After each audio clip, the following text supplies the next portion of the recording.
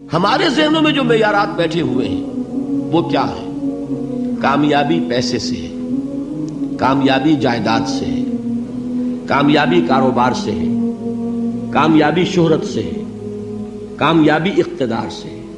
یہ معیارات ہیں. جو جتنا دولت مند اتنا کامیاب، جو جتنا مشہور اتنا کامیاب، جو جتنا پاپولر اتنا کامیاب، جو حکومت پر پہنچ گیا کامیاب، جس نے بڑا کاروبار جما لیا کامیاب، جس نے بہت جائیداد بنا لی کامیاب. یہی ہے اصل میں ساری بس کی گانٹھ.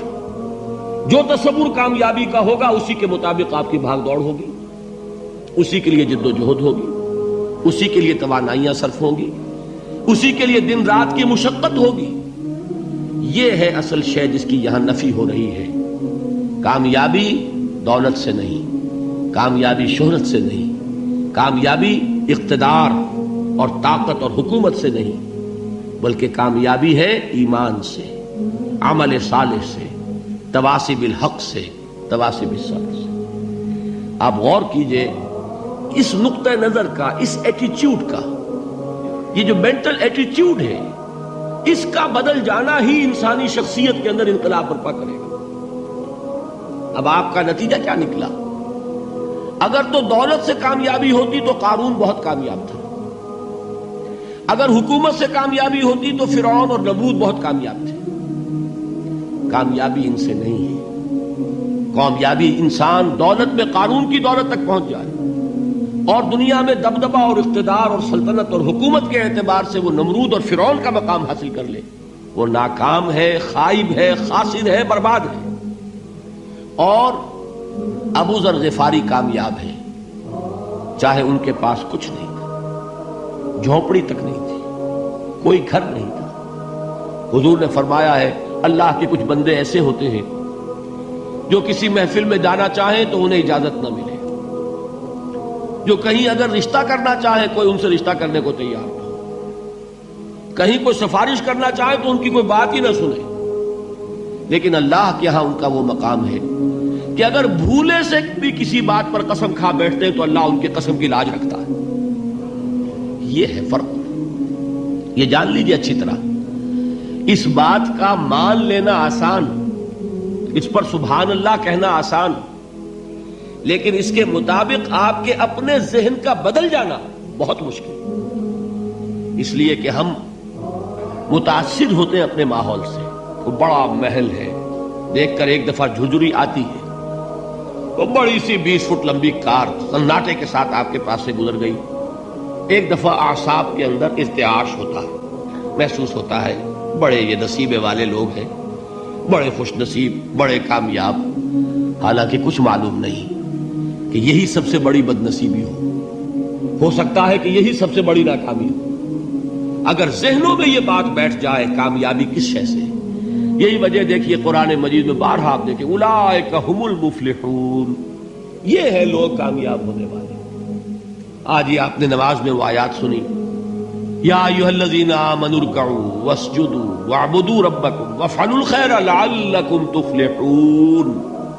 اے ایمان والو، رکوع کرو، سجدہ کرو، اپنے رب کی پرستش اور بندگی کرو اور اچھے کام کرو تاکہ تم کامیاب ہو جاؤ. تو کامیابی کن چیزوں سے ہے؟ یہ ہے سب سے بڑا سبق. یہ ہمارے دل میں اگر بات بیٹھ جائے، ٹھک جائے، تو زندگی بدل جائے گی.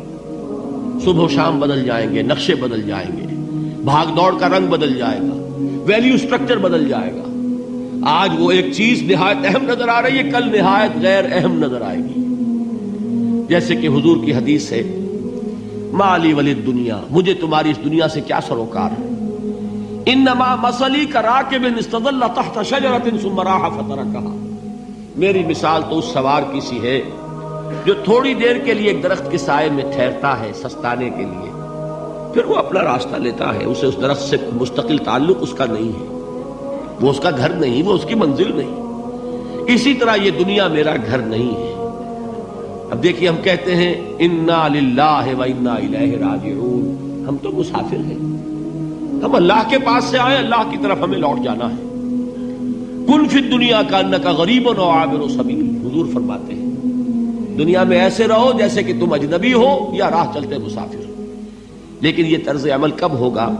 جبکہ یہ آیت ہمارے ذہنوں کے اندر بیٹھ گئی ہو، والعصر ان الانسان لفی خسر الا الذین آمنوا وعملوا الصالحات وتواصوا بالحق وتواصوا بالصبر۔ یہ ہے اصل بات جو میں نے عرض کیا تھا کہ میں بتاؤں گا صحابہ کیوں ایک دوسرے کو یاد دلاتے تھے۔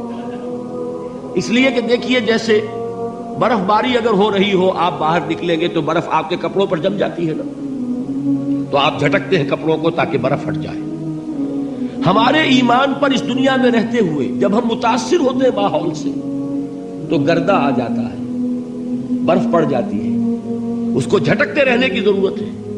اور وہ جھٹکنے کی بہترین اور مؤثر ترین شکل یہی ہے کہ یاد رکھو کامیابی ان چیزوں سے نہیں ہے۔ چمک دمک جو ہے دنیا کی، یہ ساری چمک دمک جو تمہیں رجھا رہی ہے، جو تمہیں اپنے اندر گم کیے ہوئے ہے، یہ لفظ گم پر اقبال کا وہ شعر یاد آ گیا کہ کافر کی یہ پہچان کے آفاق میں گم ہے، اور مومن کی یہ پہچان کے گم اس میں ہے آفاق۔ تم گم نہ ہو کر رہ جاؤ، اس میں مبہوت نہ ہو کر رہ جاؤ، مرعوب نہ ہو کر رہ جاؤ، دنیا ہی کی محبت تمہارے اوپر ڈیرے نہ ڈال دے، تمہارے دلوں کے اوپر مسلط نہ ہو جائے۔